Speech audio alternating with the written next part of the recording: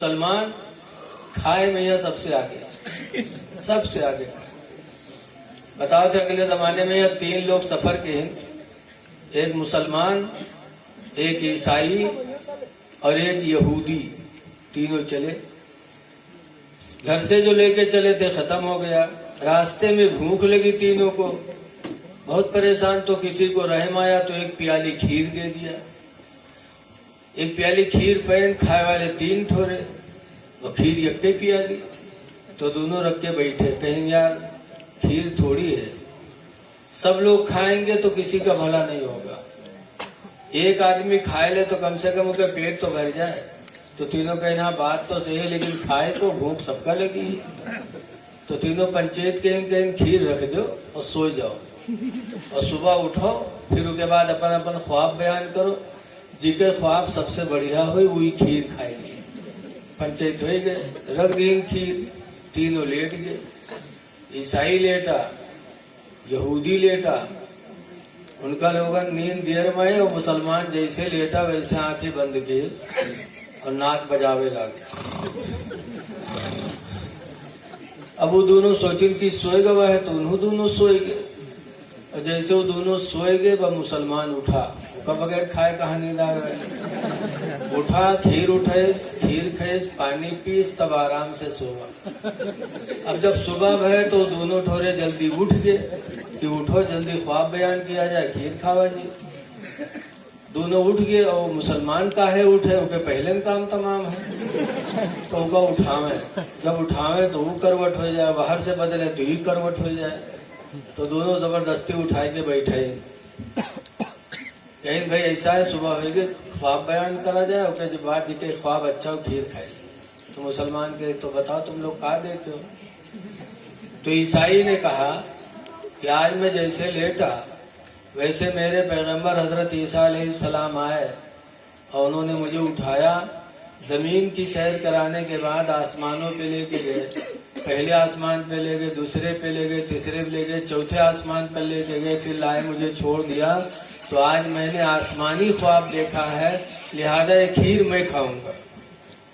तो यहूदी बोला कि सुनो, तुम्हारे पैगंबर ईसा अगर तुमको ले गए थे चौथे आसमान पर, तो आज मेरे पैगंबर हजरत मूसा अलैहिस्सलाम भी आए और वो मुझे लेके गए 6ठे आसमान। मैं 2 मंजिला ऊंचे तुमसे गया, लिहाजा मेरा ख्वाब तुमसे अच्छा है, वो खीर मैं खाऊंगा। तो मुसलमान चुप बैठा। तो दोनों कहे तुम क्या देखो, तुम हो बताओ। मुसलमान कहता है मैं क्या बताऊं, मैं जैसे सोया वैसे मेरे पैगंबर हजरत मोहम्मद सल्लल्लाहु अलैहि वसल्लम आए और उन्होंने कहा उठ, तुझे सुबह रोजा रखना है, सेहरी नहीं खाएगा, उठ जल्दी सेहरी खा, सुबह तुझे रोजा रखना है। तो मैंने सेहरी खा ली, रोजे की नियत कर लिया। तो दोनों कहें क्या खाए, कहें खीर के अलावा और कुछ रहा है, और का कहें खीर खाए, कत्ता खाए, कहूँ मैं कत्ती रहबे करे। तो दोनों बहुत खफा, कहें यार तुम बड़े बेवफा निकले, हम लोग साथ में थे, कम से कम हम लोगों को भी जगा लेते। तो मुसलमान कहा थे कत्ता चिल्ले, बहुत चिल्लाए, लेकिन तुम चौथे आसमान पर रहो, 6ठे आसमान पर रहो, कत्ता चिल्ले, हमारा टाइम जा रहा था, हमने जल्दी से। ऐसे ऐसे मुसलमान हैं, खाने में सबसे आगे। लोगों खाना खाओ, लेकिन खुदा की इस रोजी का शुक्र भी तो अदा करो। तरह तरह की अल्लाह नेमतें खिला रहा है, लेकिन उसका हम शुक्र अदा नहीं करते। आला हजरत इमाम अहले सुन्नत फरमाते हैं कि रिश्ते खुदा खाया किया और फरमाने हक टाला किया। हम लोगों का हाल है, रिश्ते खुदा खाया किया, फरमाने हक टाला किया, और शर्म नबी खौफे खुदा, ये भी नहीं वो भी नहीं। शर्म नबी खौफे खुदा, ये भी नहीं वो भी नहीं। अल्लाह के नबी से शर्माओ, सुन्नतों पर अमल कर लो, نیکیاں کر لو ورنہ قبر میں رسول اللہ کو کیا منہ دکھاؤ. قبر میں سرکار تشریف لائیں گے اور جب آئیں گے تو کیا حال ہوگا. ایک عاشق کہتا ہے کہ قبر میں لہرائیں گے تا حشر چشم نور کے. قبر میں لہرائیں گے تا حشر چشم نور کے. اور جلوہ فرما ہوگی جب طلعت رسول اللہ کے. جلوہ فرما ہوگی جب طلعت رسول اللہ کی. دیکھیے رمضان شریف کے مہینے میں ہم روزہ رکھتے ہیں. رمضان کے روزے ہر امتوں پہ روزے فرض ہوئے. امت محمدیہ پر 6 مہینے کا روزہ فرض ہوا اور 50 وقت کی نماز فرض ہوئی. لیکن اللہ تعالیٰ نے ہمارے نبی کے وسیلے سے 6 مہینے میں 1 مہینہ اللہ نے رکھا, 5 مہینہ نبی کے وسیلے سے معاف کر دیا. لیکن اللہ کا وعدہ ہے کہ امت محمدیہ 1 مہینہ روزہ رکھے گی رمضان کا تو ہم اسے 6 مہینہ کا ثواب عطا کریں گے. اور اتنی برکت ہے کہ ایک روزہ جو رکھ لے رمضان کا, رمضان کی 1 روزے کی برکت. ابو ہریرہ کہتے ہیں کہ اللہ تعالیٰ اس کو جہنم سے اتنا دور کر دے گا رمضان کی 1 روزے کی وجہ سے. کتنا دور کرے گا؟ حضور نے فرمایا کہ ایک کوا کا بچہ پیدا ہو اور پیدا ہونے کے بعد وہ کوا کا بچہ اڑنے لگے اور اڑتے اڑتے اڑتے اڑتے وہ کوا کا بچہ بوڑھا ہو جائے. اس عمر میں جتنی دور تک وہ کوا کا بچہ اڑ جائے گا, رمضان کی 1 روزے کی برکت سے اللہ اس بندے کو جہنم سے اتنا ہی دور فرما دے گا. ایسا مہینہ رہا ہے, اس لیے روزے رکھ لو. خدا جانے دوبارہ رمضان ملے کہ نہ ملے. روزہ رکھو, تراویح کی نماز با جماعت ادا کرو. قرآن سننا افضل ہے لیکن 300 تراویح پڑھنا واجب ہے, سنت موقدہ.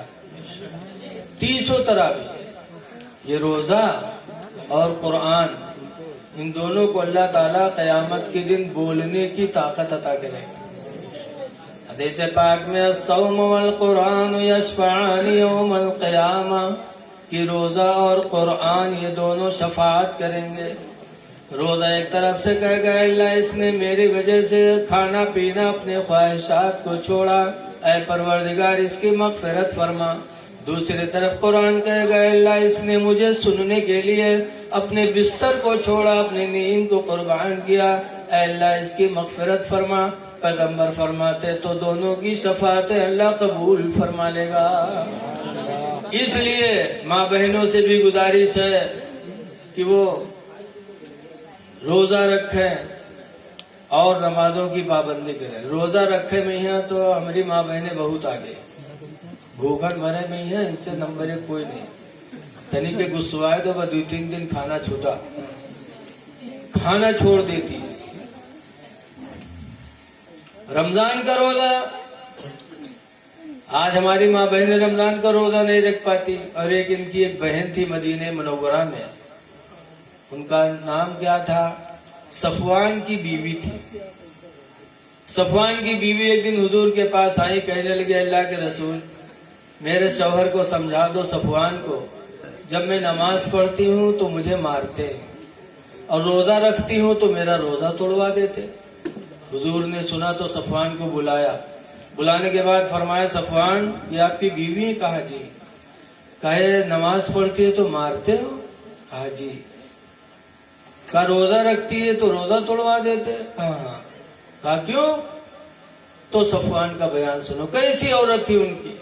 صفوان کہتے اللہ کے رسول میں کاشتکار ہوں, دن بھر کھیتی کا کام کرتا ہوں, رات میں آتا ہوں تو یہ نماز عشاء کے بعد 2 رکعت نفل کی نیت باندھتی ہے. پہلی رکعت میں سورہ بقرہ کی تلاوت کرتی ہے اور دوسری رکعت میں سورہ آل عمران کی تلاوت کرتی ہے. 2 ہی رکعت میں اس کی پوری رات ختم ہو جاتی ہے. سورہ بقرہ 2.5 پارہ میں، ایک رکعت میں 2.5 پارہ ان کی بیوی پڑھتی تھی، اور 2.25 پارہ میں سورہ آل عمران ہے۔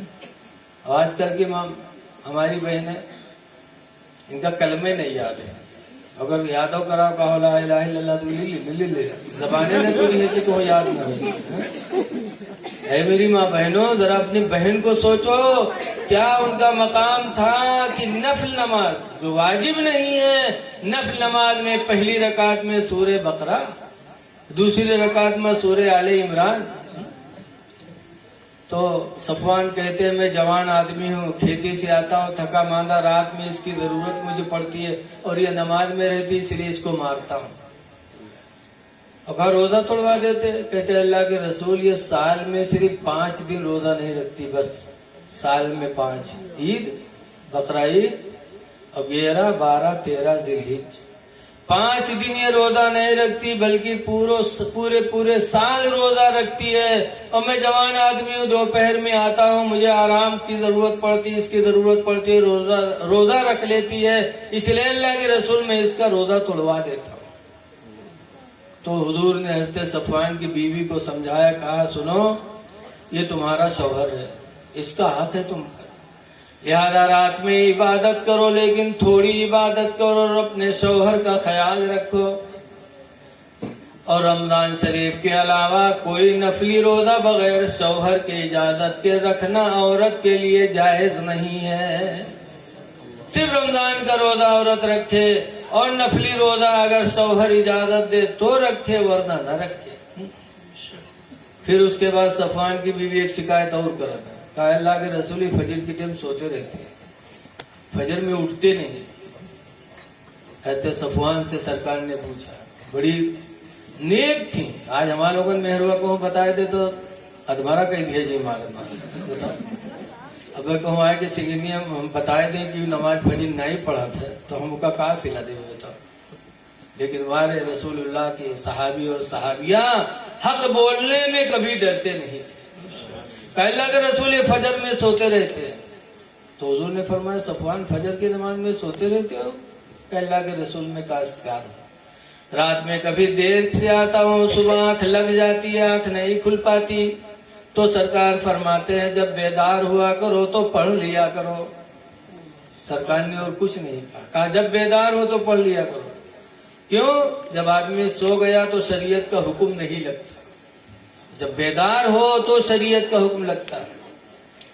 بتاؤ سرکار نے کچھ نہیں کہا، اور اگر آج تمہارے امام صاحب فجر میں سوئی جائیں تو گاؤں بھر کہیں بہت چربی آئے گا کہ بھگاؤ کہ نیند بہت آوت ہے، پورا گاؤں بدنام کرے گا کہ فجر کی ٹائم آج نہیں آئے، فجر نہیں پڑھے۔ اے لوگو، ہمیں بھی شریعت پر عمل کرنا ہے، لیکن شریعت نے بھی ہمیں کچھ چھوٹ دیا ہے۔ قرآن کریم میں ہے الدین یسرن، دین آسان ہے، دین بہت آسان ہے، لیکن پھر بھی ہم اس پر عمل نہیں کر پاتے۔ تو کہنے کا مقصد یہ ہے کہ ایک عورت وہ تھی کہ 12 مہینہ روزہ رکھتی تھی، اور آج ہماری ماں بہنیں رمضان کا روزہ نہیں رکھ پاتی۔ لیکن وجہ کیا ہے؟ آج دین کی کمی ہے، علم کی کمی ہے، خوف خدا کی کمی ہے۔ لہذا ہم اپنی ماں بہنوں سے گزارش کرتے ہیں کہ آنے والے رمضان میں اپنے رب کو راضی کر دو، خدا جانے دوبارہ رمضان ملے کہ نہ ملے۔ جیسے کسی کہنے والے نے کہا ہے کہ کوئی گل باقی رہے گا نہ چمن رہ جائے گا، اور ایک رسول اللہ کا دین حسن رہ جائے گا۔ ہم سفیروں باغ میں ہیں کوئی دم کے چہچہے،